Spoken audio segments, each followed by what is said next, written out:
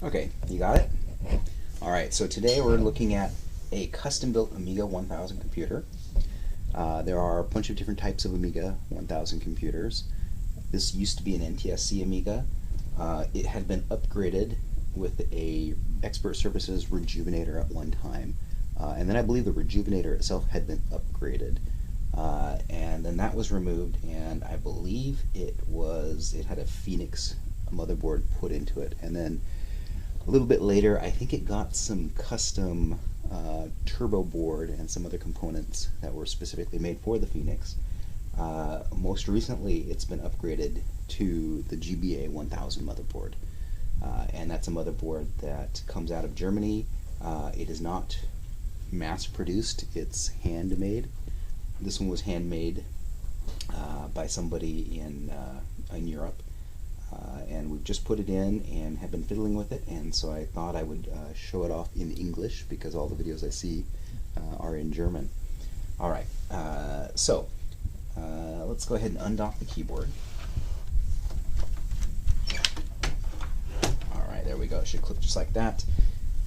You'll notice that we've got these color bars here. That's because we're using a VGA to S-video encoder that takes VGA output and then turns it back around and spits out S-video, which in turn is split into YC video, which is fed back into this ancient 1080 monitor. Let's go ahead and turn this on, and we should be greeted with the 68060 processor's post if it's working. There we go.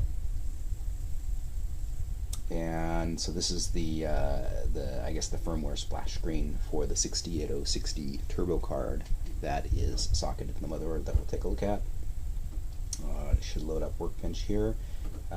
This is a fairly clean install of Workbench 3.1, so it's extremely ugly. So I'm going to open up, let's open up SysSpeed because that's got a good system information tool. There we go. So, as you can see, this actually lists itself as an Amiga 3000. I'm not sure what makes it detect that. Maybe the Amber chip. It is running at 100 megahertz, the 68060, and of course the FPU is built in. Other than that, you can see the installed cards that we have here. We've got the thylacine. That's the USB card in the front. We've got an Octagon controller that's built onto the motherboard.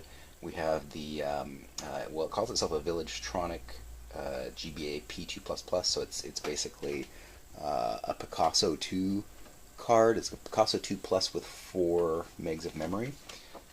It's still Zorro 2 though. And then we've got we've got a couple of banks of RAM here. It doesn't show the turbo board discrete, separately from here. So we're going to close this up and run sysinfo. And this will give us a little idea of the speed of the computer.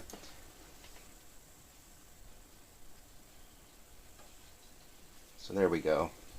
A ballpark about 4 times as fast as an Amiga 4000 computer.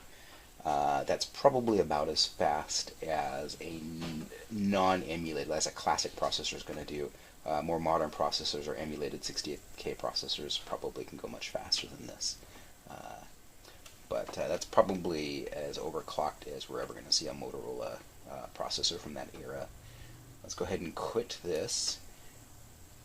And let's take a look at the video card next. I'm going to load up Multiview.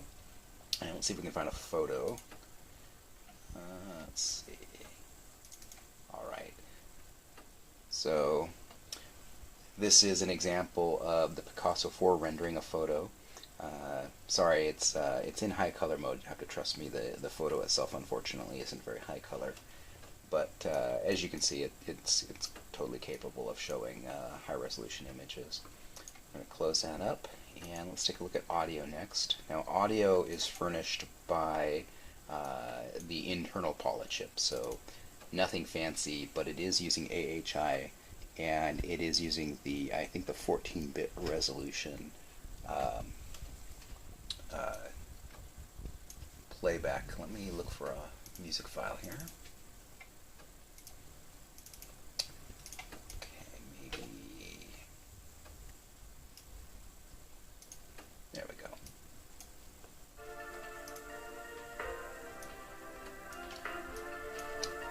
So that's playing in stereo. That's an MP4. I don't know the encoding rate of that MP4. Just a typical one like you might get from Amazon or something like that. I'm actually going to turn this off now because I don't want YouTube to flag the video. But you'd have no problem at 100 megahertz on a 68060. You'd have no problem multitasking and doing other things with that running in the background. Alright, so let's take a look at one other cool thing. We have the free version of PC Task. And I really need to fix up all these icons. Alright, so I'm going to go ahead and start this. And before I do, let me tweak this so that we're going to get the screen framed correctly. And we need a copy of MS-DOS. So this is a thing you might have noticed earlier. This computer has no eject button. And the reason it has no eject button is because it's got a high-density floppy disk drive in place of the regular floppy disk drive. The regular floppy disk drive doesn't actually fit. It physically conflicts with stuff on the GBA motherboard. So we're reading DOS off of a high-density floppy. It's actually quite slow because the high-density floppy on the Amigas read about half as fast as a regular floppy would. So we're going to need to give it some time. And I also need to hook up the drive light so I can actually see the drive being accessed.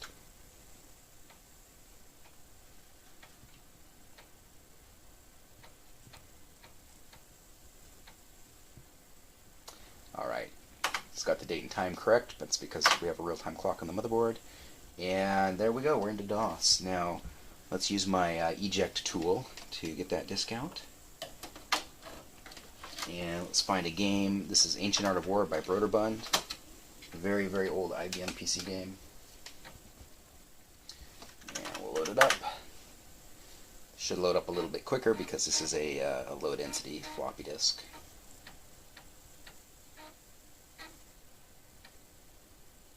And there we are. And we'll let this go into its demo mode. This is, if you haven't seen Ancient Art of War, this is a very old real-time strategy game, probably one of, if not the oldest real-time strategy game. And it doesn't have the ability to regulate its speed because it expects to be running at 4 megahertz. So in this case, we're just going to see it run in some sort of ultra turbo mode.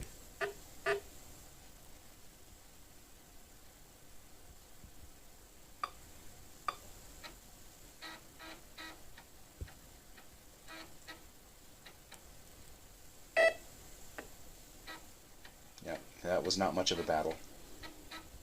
Okay, so this is running MS-DOS in emulation. Let's go ahead and back out. And oops, we lost our screen center. Okay, so I'm going to go ahead and remove this monitor, and we're going to open up and take a look inside this computer. Now, when you're ready? I just started. All right, here we go. So we're going to take this apart. Remove the monitor. We're going to dock the keyboard, remove the top cover. I've already removed it, that's why it's falling apart. And we're going to remove the front nose plate. And let's see if we can get a shot of the motherboard here. So as you can see, this is the GBA 1000 motherboard. Complete motherboard replacement from the ground up, similar to the Phoenix. Now, this, I think, is the revision 4 of this board. There is a newer revision of this board, and the main difference, I believe, actually there are two significant differences. The 68060 board, I believe, is actually integrated onto the motherboard itself now, so there's no option for a 68030, and there are clock ports on the board, and clock ports are becoming more and more useful for Amiga parts. We actually have a solution that someone's been working on to try to integrate clock ports into this existing board by sandwiching it between the 68030 socket and the accelerator, but so far that hasn't worked. Alright, so let's take a look at what we have on this. So, starting from the back, this is the amber circuitry, so this came out of a dead Amiga 3000. What this does is it flicker fixes and scan doubles the video output, sends it out to VGA, and then on the back here, I'm not going to unplug it because it's a little bit, well, looks like I already have unplugged it, so I guess I'll show it to you. We have, if I can find it, there we go. So this is a 9-pin DIN, and I don't remember what the 9-pin DIN on the back of an Amiga used to do, but it's something that nobody used. So that's been reused, so this 9-pin DIN is actually now VGA output, and it terminates in a VGA adapter that lets you output to any VGA monitor. Moving up, we've got, this is the Octagon IDE controller. So I think the Octagon was a pretty common German controller, and this is a German designed system, so that's probably why we find this here. You can see that we've got just your SD card to IDE adapter, and that's obviously doing duty as our hard drive in this case. It works fine, it's very stable, no read-write errors ever encountered with this. Moving over, you can see a lot of custom chips. There's a piece of tape on the clock crystal here just because it's a little bit loose. Moving this way, you see the bank of RAM, and then of course the 68060 card. 68060 card here has been optimized for overclocking, so it's not only is it very overclock friendly, it's intended to be overclocked. The late revision Motorola and Freescale 68060 processors can go up to 100 megahertz as long as they're cooled, and so you see most of these are going to be running at 100 megahertz like this one is. And I think that's about as fast as any original Motorola 680XO part is probably capable of going.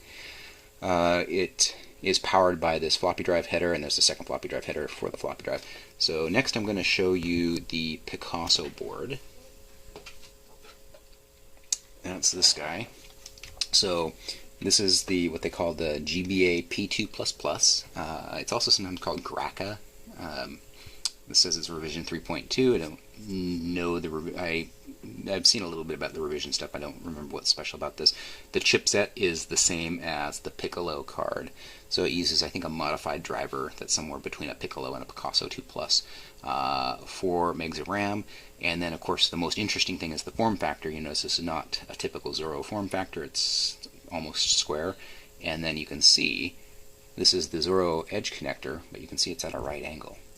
And that's so that it fits in the Phoenix's, the GBA 1000's Zorro slot.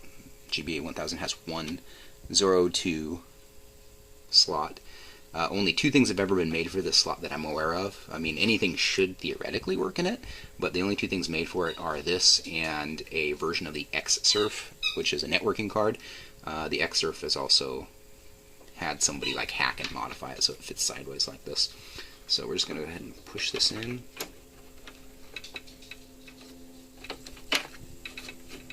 And then if I connect this ribbon cable, we will mix the output of both the Picasso and the Amber and blend it and send it out. So this is basically our internal VGA switch. So no special VGA switching required. And then one last thing to show you. This is the mini thylacine.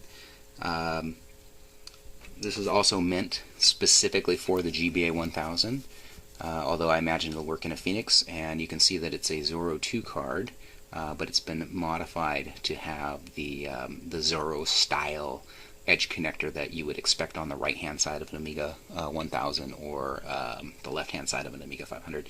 In this case, it goes in the front, and that's a trick that is only doable on a Phoenix or a GBA. Don't try this on an Amiga 1000. The Amiga 1000 front edge connector is for RAM expansions only, but this is actually a true Zorro 2 compatible edge. Alright, so that's everything. The last thing you'll notice is no floppy drive. We're going to go ahead and put a floppy drive in, if I can find it. Here it is.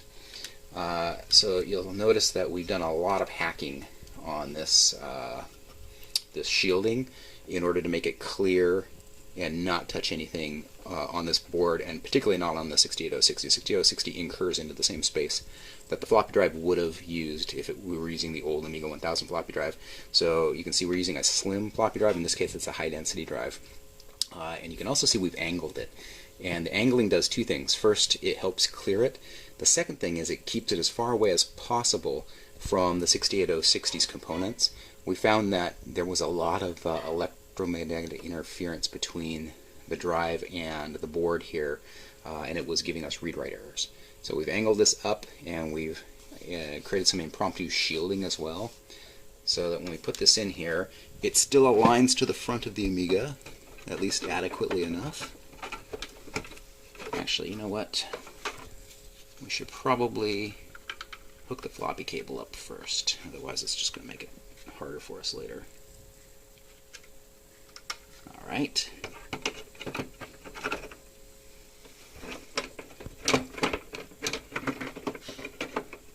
There we go. And that all fits in. The case will fit on. Again, the button doesn't line up, and the drive is slightly tilted, but it hasn't had any problem ejecting discs. Let's go ahead and fire it up and see what I've broken.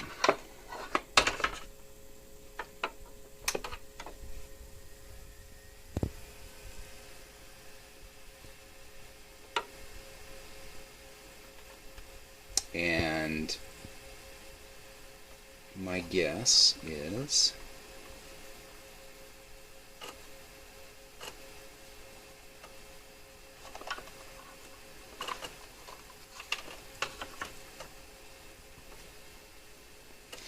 no signal.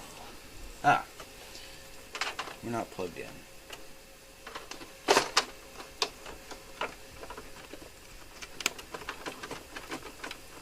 And there we go.